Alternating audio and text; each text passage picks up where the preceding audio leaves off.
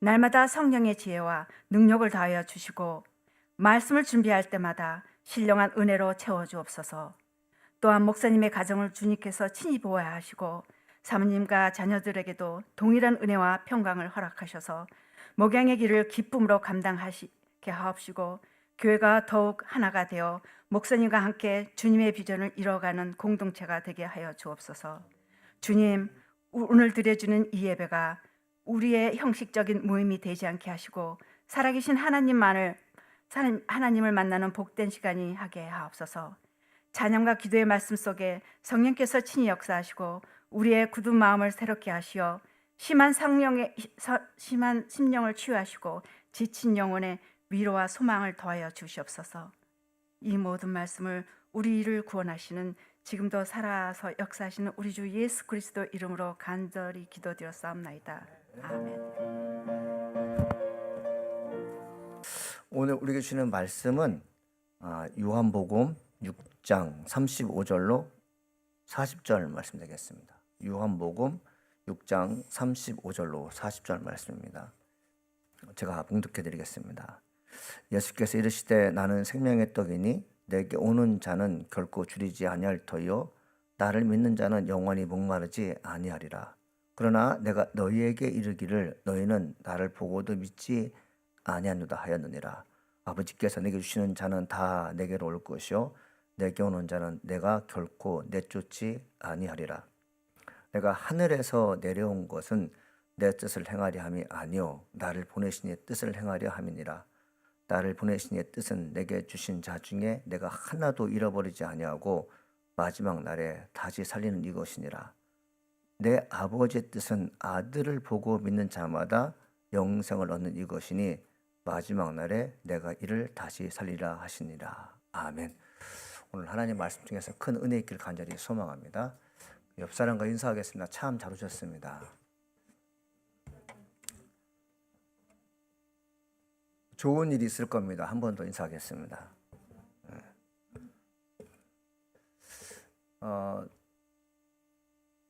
40대 중반의 암 환자가 의사를 만납니다.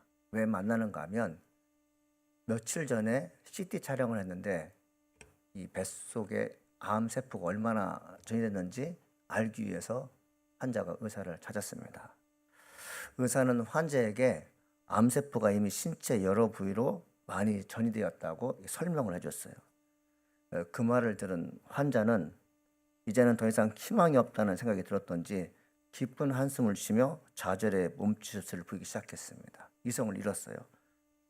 그때 암 치료로 잘 알려진 저명 의사에게 환자에게 이런 얘기를 했습니다. 이봐요, 내가 당신을 살리려고 애쓰고 있는데 어째서 내일 죽을 사람처럼 갑자기 얼굴빛이 그렇게 변하는 것입니까? 라고 혼내줬어요.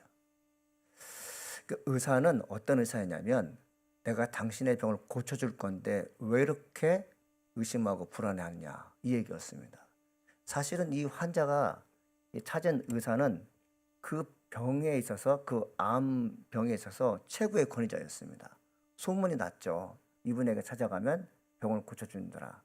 그렇게 믿고 그렇게 듣고 그렇게 찾아가 치료를 받았는데 막상 자기가 암이 걸렸다니까 자기를 치료해줄 의사조차도 믿지 않고 좌절과 한숨의 행동을 보였다고 합니다. 여러분, 제가 그 영상, 그 어떤 소재를 들으면서 뭘 느꼈냐면 우리가 똑같아요. 우리가 교회에 오지 않습니까? 예수 믿으면 구원받고 예수님이 우리에게 주어진 모든 문제가 해결된다고 믿고 찾아왔는데 예수님의 음성을 듣지만 어떤 분은 예수님을 직접 만나지만 예수님은 나에 대해서 아무것도 해주지 않는다고 생각하게 됩니다. 대표적인 사람들이 제자들이었어요. 제자들이 예수님께서 부활하시 나타나지 않습니까? 베드로에게 나타나죠. 요한에게 나타나죠.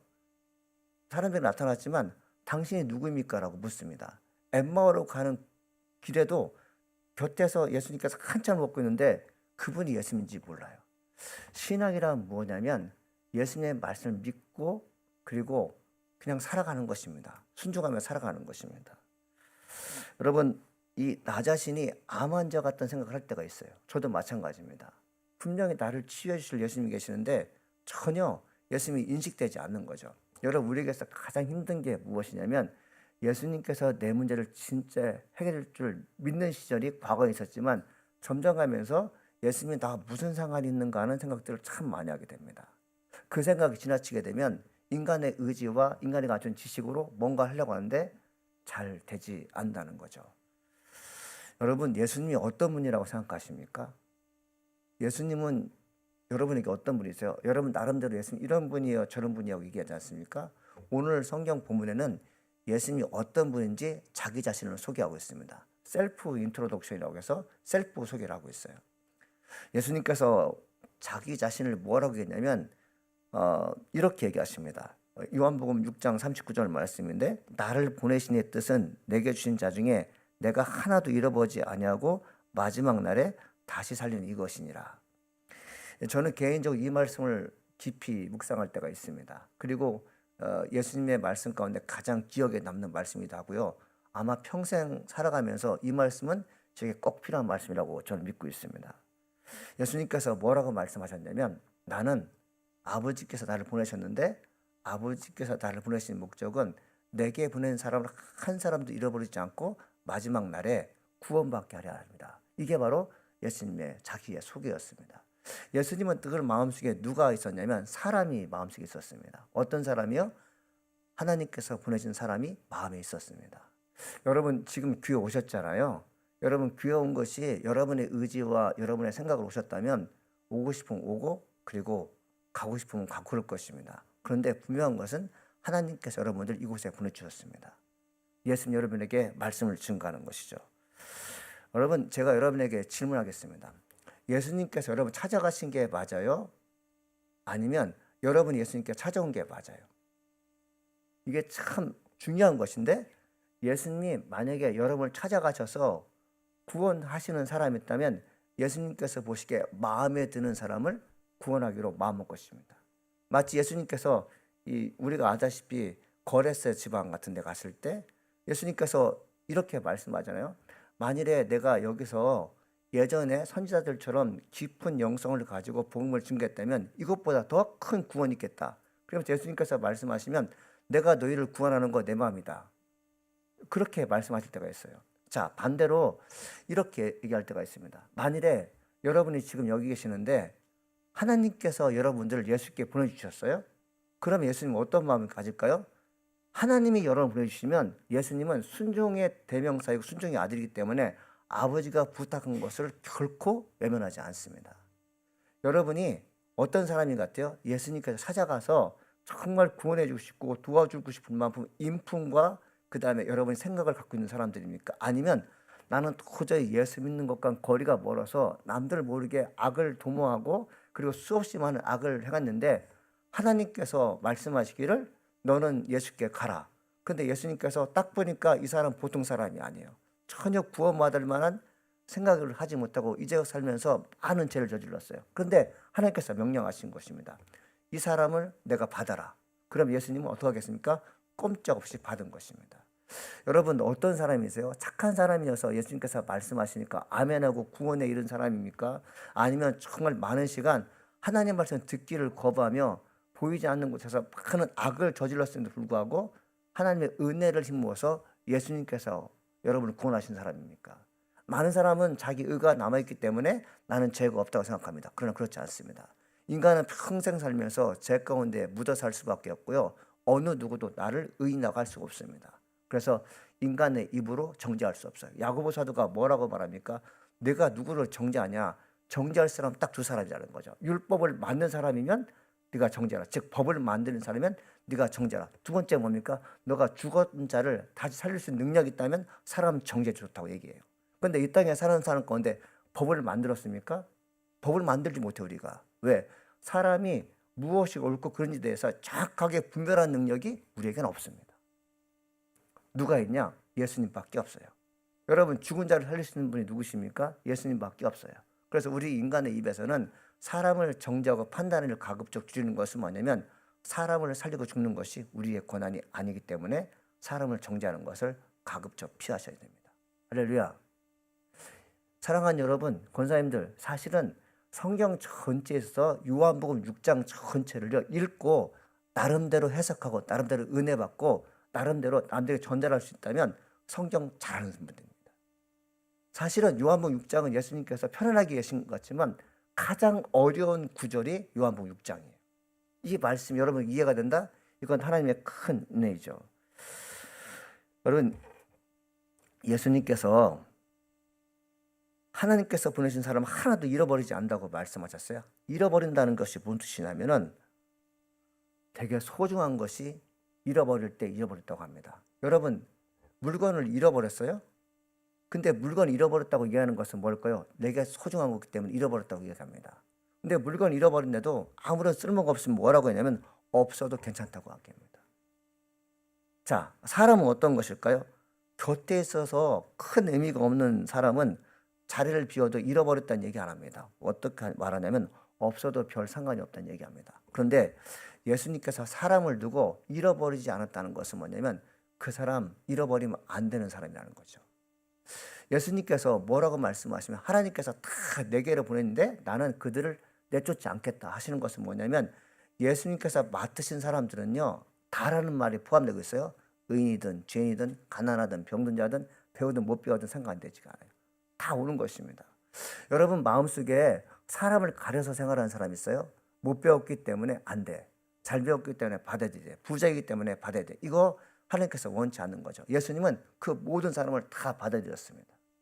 여러분 우리가 이제 인생을 살아가는 가운데 70 가까이 되셨는데 여전히 여러분 마음속에 버려야 할 사람과 그리고 받아들여야 할 사람이 나눠져 있다면 여러분 엄밀하게 얘기해서 아직 성화의 단계에 임하지 못한 것입니다. 여러분 우리가 사명이 있어요. 미운 사람 더 이상 미워하면 안 됩니다. 사랑할 만하면 사랑만 하면 그것이 무슨 의미가 있겠습니까? 잃어버리지 않는다는 뜻이 또 뭐가 있냐면 떼어내다 떨어져 나가다는 뜻이 있다고 합니다. 여러분 생명이 유지되려면 붙어 있어야 돼요. 여러분 가지가 나무에 붙어 있을 때 열매가 맺듯이 가지가 떨어지는 순간 열매를 맺지 못합니다. 예수님께서 원하시는 것은 뭐냐? 여러분의 입으로 여러분의 행동으로 누군가 전도하게 되려면 예수님께서 뭐라고 말씀하시면 나와 붙어 있어야 된다. 그렇기 때문에 잃어버리지 않도록 내가 최선을 다하겠다 말씀하신 것입니다. 예수님께서 나를 보내신 하나님의 뜻은 내게 주신 자를 하나도 잃어버리지 않는 것이라고 말씀하신 배경에는 두 가지 사건이 있습니다. 요한복음에는 두 가지 사건이 있어요. 하나는 뭐냐면 오병이의 사건입니다. 예수님께서 디베라 바다 건너편에서 말씀을 증거할 때가 6월절이었어요. 그러니까 얼마나 많은 사람이 왔겠습니까? 6월절 명절에 많은 사람들이 들녘에서 하나님 말씀을 들은 것이죠. 근데 말씀을 듣는 가운데 어떤 일이 벌어지냐면 먹을 것이 없어지는 것입니다. 그래서 제자 중에 한 명이 예수님 이 많은 사람을 먹이려면 어디서 먹을 것을 구할 수 있습니까? 라고 얘기하자 예수님께서 뭐라고 말씀하시면 너희들이 먹을 것을 주어라 이렇게 얘기하십니다. 저희들이 먹을 것을 어떻게 줍니까? 내 손에는 보리떡 5개, 물고기 2마리밖에 없는데 이것을 어떻게 줍니까? 근데 예수님께서 그 고기를 떡을 잡고 하늘로 축사하시면서 뭐라고 말씀하면 자 이거 받아라 그리고 나눠주라 그러면서 제자들에게 뭐라고 말씀하시면 무리들이 원하는 것들 원하는 만큼 주라 얘기하게 됩니다. 여러분 생각해 보세요. 물고기 2마리 가지고 보리떡 5개 가지고 5,000명 어떻게 원하는 대로 줍니까? 근데 이해할 수 없는 말씀을 하시는데 제자들이 순종하게 돼요. 결과적으로 12광주리가 낫게 됩니다. 이게 무슨 말이냐면 예수님께서 뭐라고 말씀하세요? 하나님께서 내게 보내신 자는 하나도 잃어버리지 않고 마지막 날에 구원하려 하심이라. 여러분 이 마지막 날이라는 것은 사람이 배고픈 날도 마지막 날입니다. 배고프면 이성을 잃습니다. 지금 현재 가장 어려운 것들이에요. 예수님의 말씀을 들었던 그 역사적 사실을 보게 되면 2박 3일 정도 말씀을 증거했다는 그런 속설도 있어요. 그들이 하루도 아니고 2박 3일 정도 말씀을 듣게 되면 아무리 은혜로운 말씀이라도 배고플 거 아닙니까? 근데 이 사람들이 뭘 생각하냐면 제자도 심지어 뭘 생각하냐면 예수님 이 사람 배고프니까 먹을 거 먹어야 됩니다. 그러니까 뭐라죠? 내보내자. 즉 뭐냐면 말씀을 듣는 곳에서 떼어내서 시장으로 보내자는 것입니다. 근데 예수님께서 뭐라고 말씀하시면 나는 내게 보낸 사람을 한 사람도 잃어버리지 않겠다는 것은 뭐냐면 말씀 듣는 중에 떼어내게 되면 분리되게 되면 그들은 더 이상 은혜를 받지 못하니까 말씀 듣는 중에 뭘 하겠다는 거죠? 먹을 것도 공급해 주겠다는 것입니다. 이 말씀이 왜 중요하냐면 교회 다니면 밥이 나오나요? 떡이 나오라고 말하는 분들이 많아요. 이 어떤 사람이냐면 사실은 하나님의 말씀을요 제대로 은혜 받지 못한 사람들입니다. 근데 예수님께서 뭐라고 말씀하세요? 들려기에 먹을 것이 없어요. 그런데 그때 예수님께서 뭐라고 말씀하셔? 말씀을 듣는 중에 온 자들을 내가 한 사람도 배고프지 않겠다, 잃어버리지 않겠다라는 뜻입니다. 그래서 말씀 듣는 것 때문에 배고픈 사람 없겠다는 것이 예수님의 일이었습니다. 실제로 그렇게 일어났고요. 두 번째는 뭐냐면 이 오병이의 기적이 있은 저녁이었어요. 사람들이 막 예수님께 찾아옵니다. 근데 예수님께서 어떤 마음으로 했냐면 그들의 어떤 환영에 인기를 얻어서 거기 있고 싶지 않았어요. 그래서 예수님께서 뭘 하시냐면 제자들을 재촉합니다. 너희들 빨리 배 타고 가버나움으로 가라. 배 타고 건너가라고 합니다. 그리고 배 타고 보내요. 그 예수님께서는 기도하러 이제 산에 올라가십니다. 자, 배를 타고 이제 10여리쯤 가고 있는데 어떤 일이 벌어지냐면 광풍을 만나게 됩니다. 배가 흔들리는 거죠. 근데 예수님께서 기도하신 중에 뭘 보냐면 디베랴 바닷가에서 한가운데서 폭풍에 의해서 도저히 전진할 수 없는 죽음에 임박한 제자를 보게 됩니다. 예수님께서 어떻게 했어요? 예수님께서 바다 위를 건너서 배 곁에 가십니다. 제자들이 어떻게 하죠? 유령인가 싶어서 놀라게 됩니다. 그래서 예수님께서 내니 안심하라. 그리고 배에 오르사 바다를 꾸짖으시니까 바다가 잠잠해집니다. 이거 뭘까요? 이 제자들이 바다를 건넌 중에 태풍을 만나서 목숨을 잃을 뻔했어요. 그런데 예수님께서 뭘 하신 거죠? 예수님께서 내게 보신 12명의 자녀는 한 사람도 잃어버리지 않고 마지막 날에, 즉 그 풍랑 있는 바다 안에서 구원받게 하시기 위해서 지금 일을 하시는 거죠. 이해가 되십니까? 그러니까 먹는 거 해결하시는 분이 하나님이세요. 또 무엇입니까? 생명의 위협이 있을 때 구원해 주시는 분이 하나님이십니다. 이 두 사건이 있은 후에 이제 오늘 본문의 말씀이 어떻게 이어지냐면 예수님께서 그 다음 날 일어나게 됩니다. 그 이튿날 어떤 일이 벌어지냐면 많은 사람들이 어제 있던 일을 기억해서요, 많은 사람이 예수님을 찾아오게 됩니다. 그때 이 예수님이 안 보이는 거예요. 그 전날에 뭘 봤냐면, 사람들이 뭘 봤냐면 예수님의 제자가 먼저 가고 예수님은 안 가는 거 알고 있거든요. 배 두 척 있는데 배 한 척은 이제 남아있다는 것은 뭐냐면 먼저 제자들이 바닷가에 건너갔고 예수님 아직 계시기 때문에 이 동네에 있을 줄 알고 찾으러 다니는 것입니다. 그런데 예수님이 없으신 거예요. 그래서 제자들이 성경 읽어보니까 무리들이 배들을 타고 제자들 있는 갔다고 되어 있어요. 배들을 타고 왔다는 것은 어떨까요? 한 수십 명 정도가, 배들이라는 것은 세 척에서 다섯 되겠죠. 약 40명에서 70명 정도가 배를 타고 가버나움에 가게 됩니다. 왜 갔을까요?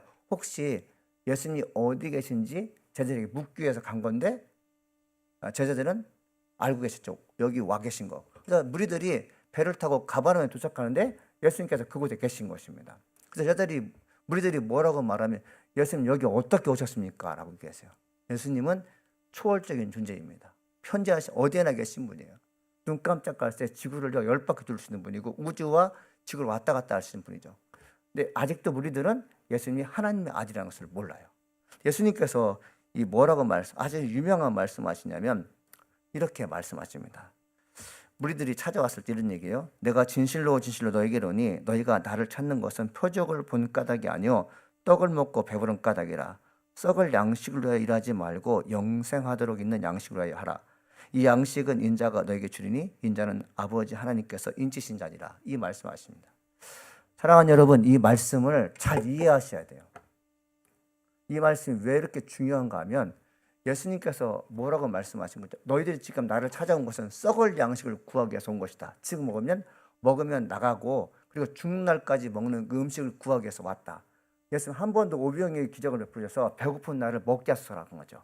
예수님께서 그들의 마음을 하시고 너희들은 나에게 썩을 양식, 죽는 그날까지 먹는 양식이 아니라 영생하도록 얻고자 하는 양식을 구하러 와야 된다. 이렇게 하십니다. 근데 예수님께서 뭐라고 말씀하시면 영생하도록 하는 양식이 내게 있다고 얘기해요. 그 머리가 얼마나 좋은지 무리들이 예수님 그러면 양식을 내가 공짜로 먹지 않고 일해서 먹겠으니 어떻게 하면 당신이 갖고 있는 영생하도록 갖고 있는 그 양식을 먹을 수 있습니까? 여기서 아주 중요한 키포인트가 있는데요. 사람은 영생에 대한 관심이 믿든 안 믿든 다 있습니다. 지금 이제 저에게 80 되신 분이 많은데 아까 권사님이 그러시더라고요. 우리 동네에 한 사람이 이사 와서 젊어. 그래서 난 한 65세, 70대 된 줄 알았더니요. 80 조금 넘은 것 같다. 이 얘기하시더라고요. 여러분 80 넘은 분이나 90 넘은 분이나 여러분에게 만약에 이 물 한 컵, 이 물 한 잔 먹으면 150살까지 살 수 있습니다라고 이렇게 얘기한다면 이 물 살까요, 안 살까요? 살까요, 안 살까요? 여러분 빚을 내서 삽니다. 몸 아픈 분들 계시죠? 밤마다 아픈 분들 계시죠? 그런데 이 물 한 모금 마시면 건강한 것뿐 아니라 몸 낫는 것뿐 아니라 150까지 충분히 살다고 얘기하면 아침에 일어나서 아들에게 전화합니다. 아들아, 이거 먹으면 150까지 살 수 있대. 돈 좀 가져와. 이 얘기 안 할까요? 무리들은 그걸 알고 있는 거죠. 저분이 어떤 사람이길래 영원히 살 수 있는 양식을 갖고 있을까?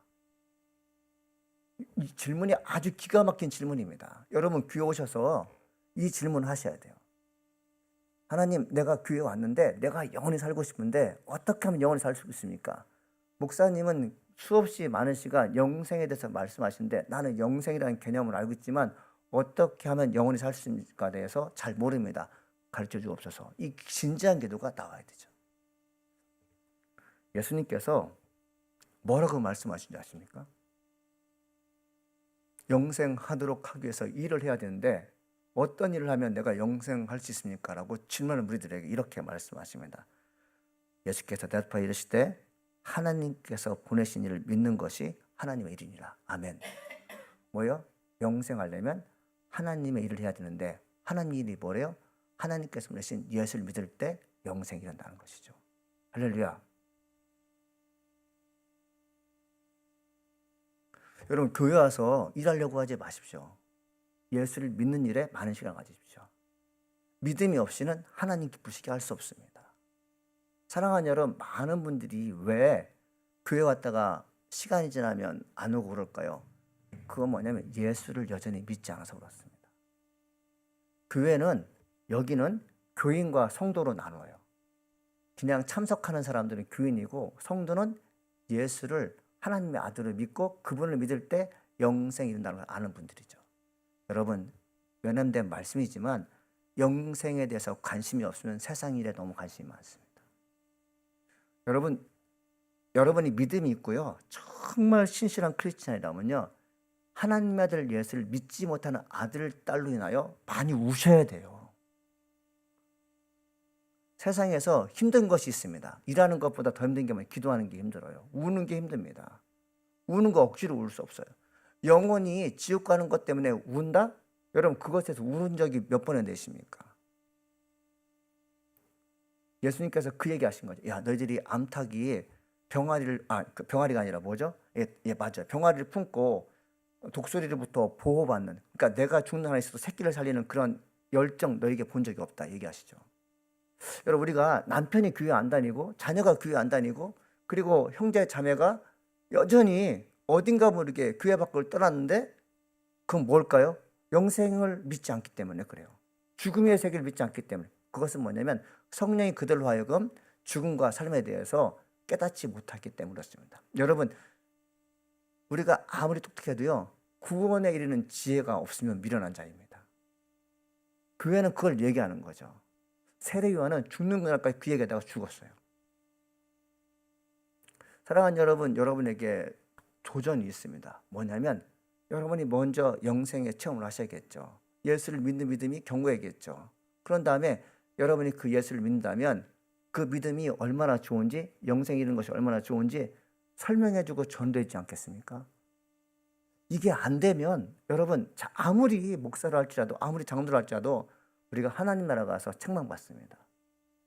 뭐라고 왔냐고 물어봤을 때 우리는 할 말이 없어요. 여러분 왜 우리가 기도하지 않을까요? 그건 바로 이 말씀입니다. 하나님의 아들을 믿는 것이, 하나님의 아들 예수를 믿는 것이 하나님의 일이라는 그 명확한 진리에 대해서 아직도 명확하게 나를 설명할 수 없기 때문에 그렇습니다. 자, 잃어버린다는 말 다시 한번 얘기해요. 떨어지다, 떼어버린다는 뜻이 있거든요.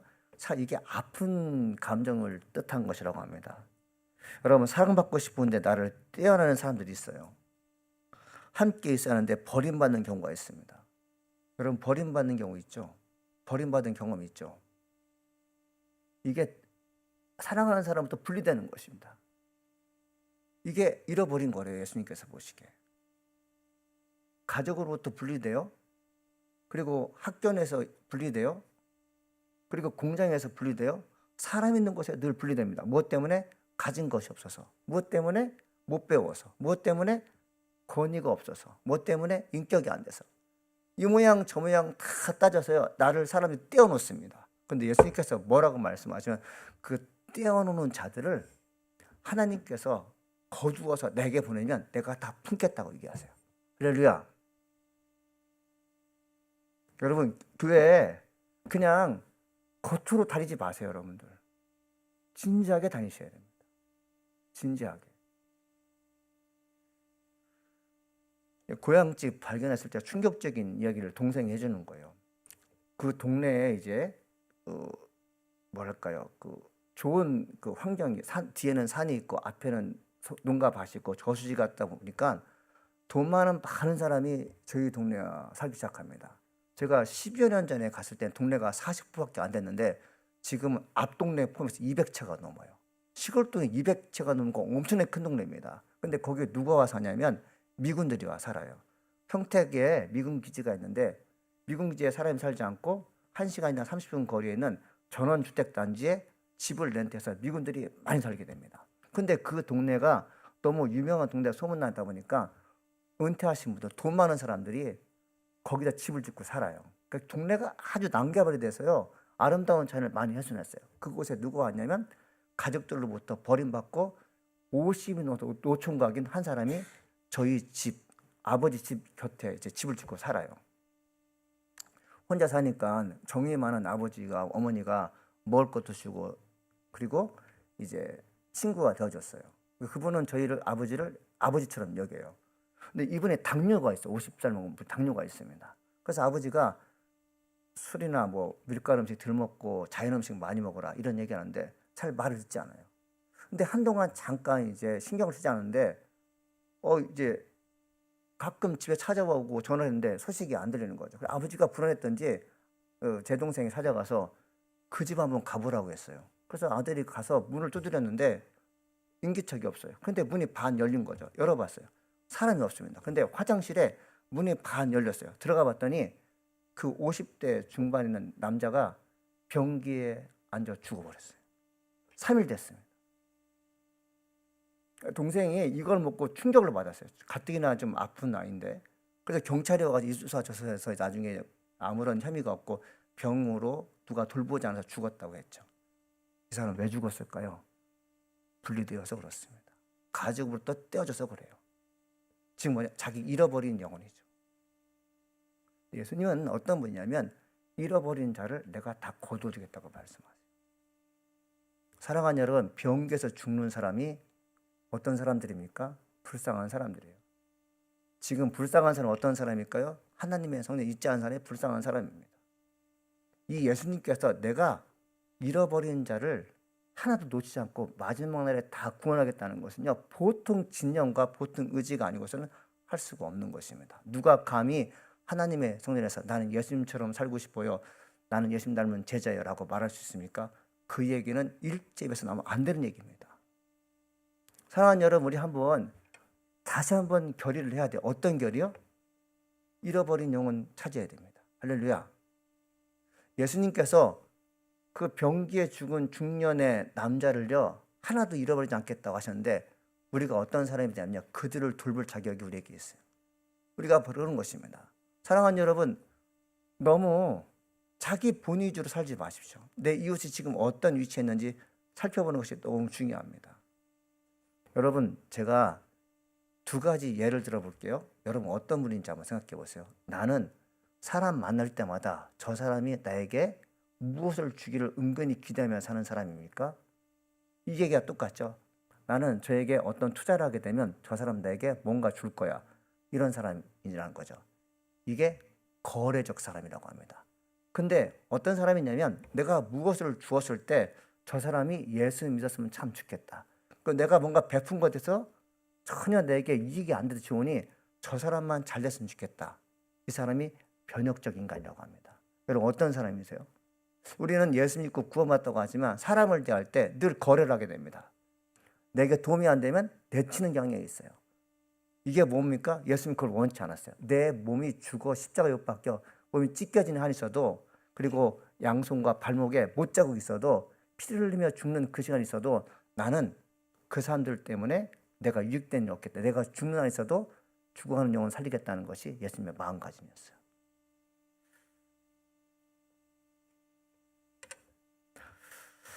여러분, 오늘날 많은 사람이 사회로부터 분리된 사람이 많습니다.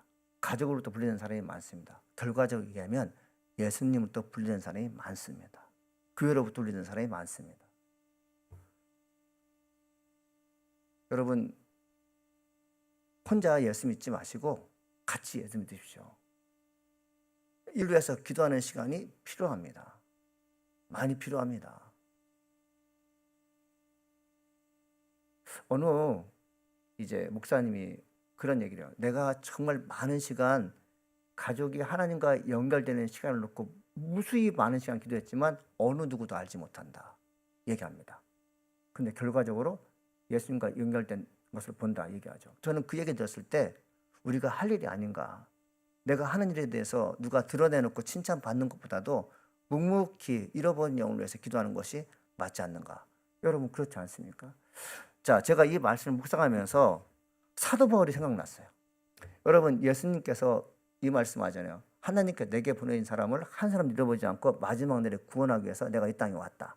사도 바울이 이방인의 사도가 되어서 여기저기 다니면서 그리스로, 그 다음에 이태리로, 그리고 터키로 복음을 증거하러 다닙니다. 다 이방인들이에요. 바울이 뭘 생각하냐면 예수님 생각합니다. 예수님도 하나님께서 보내신 사람들을 위해서 변명하거나 궁색하게 남 탓하지 않고 복음을 증거해서 목숨을 버리는 사람인데 나도 그렇게 해야겠다. 그 유명한 구절이 바로 어떤 구절이냐면 우리가 고린도서 9장 19절로 23절 말씀입니다. 한번 읽겠습니다. 시작. 내가 모든 사람에게서 자유로우나 스스로 모든 사람에게 종이 된 것은 더 많은 사람을 얻고자 함이라. 자, 여기서 보겠습니다. 뭐라고 되어 있어요? 내가 모든 사람에게 자유로우나 스스로 모든 사람 종이 된 것은 더 많은 사람을 얻고자 함이라. 이 사람은 뭐예요? 자유로운 사람이에요. 종은 자유가 없어요. 그런데 사도 바울이 종이 된 것은 뭐예요? 복음을 증거하기 위해서. 사도 바울은 그리스 사람들이, 터키 사람들이 그렇게 원하는 로마의 시민권을 갖고 있는 사람이에요. 그를 건드리면 황제로부터 엄한 책망을 받습니다. 그런데 그거 다 잊어버리고 뭐가 돼? 종이 돼버렸어요. 뭐 하기 위해서? 더 많은 사람을 얻고자 함이라. 아멘. 자, 그 다음에 20절 말씀입니다. 유대인들에게 내가 유대인같이 된 것은 유대인들을 얻고자 하며 율법 아래 있는 자들에게 내가 율법 아래 있지 아니하나 율법 아래에 있는 자와 같이 된 것은 율법 아래에 있는 자들을 얻고자 함이라 되어 있어요. 뭐죠? 율법을 모르는 자들에게 율법 없는 처럼 행동하게 돼요. 그리고 율법을 많은 사람들은 같이 동조하게 됩니다. 무식할 때는 같이 무식하고 유식할 때는 같이 유식하죠. 왜 그래요? 율법을 모르는 사람들을 얻고자 함이에요. 그리고 율법을 아는 사람들에게 그리스도의 복음을 증거하기 위해서 그렇습니다. 자, 그 다음에 21절입니다. 율법 없는 자에게는 내가 하나님께 율법 없는 자가 아니요 도리어 그리스도 율법 아래 있는 자이나 율법 없는 자가 된 것은 율법 없는 자를 얻고자 함이라. 또 얻고자 함이라죠. 22절 말씀입니다. 약한 자들에게 내가 약한 자와 같이 된 것은 약한 자를 얻고자 함이요 내가 여러 사람에게 여러 모습으로 된 것은 아무쪼록 몇 사람이라도 구원하고자 함이로다. 여러분 22절 말씀, 약한 자들 누구예요? 여러분을 보기에 형편없는 사람들입니다. 그들과 살이 섞이거나 음식을 먹고 비유상에서 못 사는 사람들이에요. 무식한 사람이죠. 그런데 사도 바울은 뭐라고 얘기해요? 내가 여러 사람에게 여러 모습으로 나타났다 돼 있어요. 이중인격자가 아니에요. 본심은 그리스도의 복음을 증거하기 위해서 그렇습니다. 사랑하는 교회에서요, 복음을 증거하는 중에 비유가 거슬리고 도저히 이해가 안 될 때가 있을 거예요. 그런데 우리가 진짜 예수 믿고 구원받은 신실한 크리스찬이라면 그 모든 것이 나를 움직이지 못해요. 예수님께서 내게 하신 말씀이 뭐냐면 너희들도 마찬가지로 잃어버린 영혼을 구원하기 위해서 참으라는 것입니다. 할렐루야. 여러분 이 말씀대로 눈물 나지 않으세요? 참 어려운 말씀 중에 하나입니다. 많은 사람들이 나 하나의 고집 때문에, 나 하나의 전통 때문에, 나 하나가 수그릴 수 없는 것 때문에 그 위에서 사람을 잃어버릴 때가 있어요. 그 사람 똑똑한 사람일까요? 아닙니다. 안 똑똑한 사람이에요. 사도 바울도 예수님도 그렇게 내가 보기에 저 사람 정말 구원받을 만한 자질이 없어요. 저 사람의 말을 듣는 것은 정말 할 수 없는 일이에요. 그런데 복음을 위해서 뭐라고 말해? 아무쪼록 몇 사람에서 구원하고자 위해서는 전통과 명예, 내가 가진 고집, 신세대와 구세대, 꼰대니 뭐 MZ세대니 이런 거 관여되는지 안다고 얘기하시는 거죠. 우리 아이들 이해하는지 모르겠네. 이해하세요, 여러분들? 많은 교회들이 뭐 때문에 무너집니까? 자기 고집. 젊은 사람은 젊은 사람의 고집이 있어요. 나이 드신 분은 나이 사람들의 고집이 있어요. 고집과 고집이 싸우면 누가 이길까요? 다 망합니다. 우리 교회들이 그래요. 근데 예수님께서 뭐라고 말씀하세요? 나는 내 눈앞에 나타난 사람들을 하나님께서 보낸 사람을 알기 때문에 나는 그 어떤 사람도 교회로부터 떼어나는 거 없겠고 내가 그들을 위해서 최선을 다해서 구원에 이르게 하겠다고 예수님께서 말씀하신 거죠. 이 말씀 너무 은혜로운 말씀이죠. 자, 마지막 절입니다. 내가 복음을 위하여 모든 것을 행함은 복음에 참여하고자 함이니라. 아멘. 뭐예요? 내가 원하는 것 행하고 그리고 원치 않는 것을 행하지 않는 게 아니라 모든 것을 행한대요. 비유가 거슬려도 마음이 응어리가 져도 참 끝까지 나간다는 거죠. 할렐루야. 여러분 오랫동안 한 교회에서 30년 넘게 교회 생활하는 사람은 사실은 한 교회에서 5년 목회한 사람보다 훨씬 나은 분들입니다. 훨씬 나은 분들이에요. 왜 모르겠어요. 다 알죠. 그 얼마나 입이 무거웠으면 남들이 가져온 허물을 들춰내지 않고 꿋꿋하게 기도하며 사실까요? 왜 그럴까요? 잃어버리지 않기 위해서. 제가 여러분 이 말씀을 이제 그 세미나 가면서 이제 밤마다 묵상한 것 중에 하나인데 저를 한번 생각해 봤어요. 나는 이런 사람인가? 나도 되게 얄미운 사람이고 비겁한 사람이에요. 내가 잘해준 사람에게 호의를 베풀고 여러분 뭔가 선한 사람으로 비춰지는 경우가 있어요. 근데 예수님 말씀 묵상하는데 그게 일주일 내내 내 머릿속에 들어왔어요. 내 교회에 오시는 분들, 우리 교회 하면을 방문하신 분들, 아, 교회 교적배서는 없애겠지만 내 마음속에 없어지지 말아야겠다. 근데 가만히 생각해 보니까 제가 11년 전에 와서 내가 눈에 들어왔던 분, 나와 살을 맞대고 나와 함께 말씀을 듣고 전하는 중에 있던 만남이 같은 사람들 감사하게 한 사람도 잊어버리지 않았어요. 린다 집사님 한 사람도 잊어버리지 않았어요. 지금 다 기억하고 기도해요. 왜 그렇게 기도할까요? 나는 내가 그렇게 기도해야지만이 옳은 걸 여긴 줄 알았어요. 제 의지죠. 목사로서 성품이 괜찮은 목사 그렇게 기도한다고 생각했죠. 그런데 그게 아니라 예수님이 먼저 그렇게 기도하셨고 그렇게 사셨고 사도 바울도 그렇게 기도하셨어요. 사랑하는 여러분, 저 괜찮은 목사라고 전 여깁니다. 이런 면에서. 아니 제가 의도적으로 그렇게 했든지 아니든지 저는 그 마음속에 그게 안 떠나는 거예요. 안 떠나는 거예요. 잃어버리고 싶어도 못 잃는 것입니다. 이게 바로 사명자입니다. 이게 바로 소명받은 자예요. 복음을 위해서는 여러분 냉정한 게 아니라 다 참아야 됩니다. 복음을 위해서는 그냥 모든 우여곡절이 있다도 목사 혼자 꿋꿋하게 참아야 돼요. 여러분들 마찬가지입니다. 여러분 신발 가게에 진상 손님이 찾아와요. 근데 이 사람이 한 일이 뭐냐면 2시간 동안 아주 신발 가게 주인을 괴롭힙니다. 2시간 내내 언제 가라는데 가기 1분 전에 돈 한 100,000불을 내놨더니 신발 3켤레 사가는 거예요. 그러면 2시간 진상 쏟은 그 손님 이뻐요, 안 이뻐요? 이쁘죠? 근데 또 한 달에 또 왔어요. 2시간 내내 또 들립니다. 신발 안 사가도 괜찮니 빨리 가라고 했는데 또 마찬가지 3켤레를 또 사가요. 2달 사이에 6켤레를 사간 겁니다. 2,000불이죠. 세 번째 달에 왔어요. 과거에 기억이 있어서 내가 신발 6개 팔아서 감사한데 이번에 또 2시간 동안 진상 피우고 가면 나 저 사람 신발 안 팔아서 좋으니 그냥 가라고 얘기할 거야. 1시간 50분까지 저 사람이 가게 떠들게 하면 난 내 입에서 저 사람 나가라고 할 거야. 이런 결단을 할까요? 안 합니다. 안 해요. 10달이 되고 12달이 됐는데 무려 신발을 몇 켤레 사갈까요? 36켤레를 사갔어요. 여러분 사람이 장사하니 물건을 팔기 위해서 가진 쓰레기 다 내놓고 시간을 다 허비하듯이 물건을 파는 것처럼 복음을 파는 사람도 마찬가지입니다. 인다 지사님 그거 얘기 잘 하시죠? 옷가게 해봤으니까 알 거 아니에요. 복음이 똑같아요. 여러분들. 여러분 교회 오셨을 때 저 인간 안 왔으면 좋겠는데 식가고 다 소문난 사람인데 왜 왔지? 이렇게 여러분이 마음 가지면 그 사람 다 아는 거 아시죠?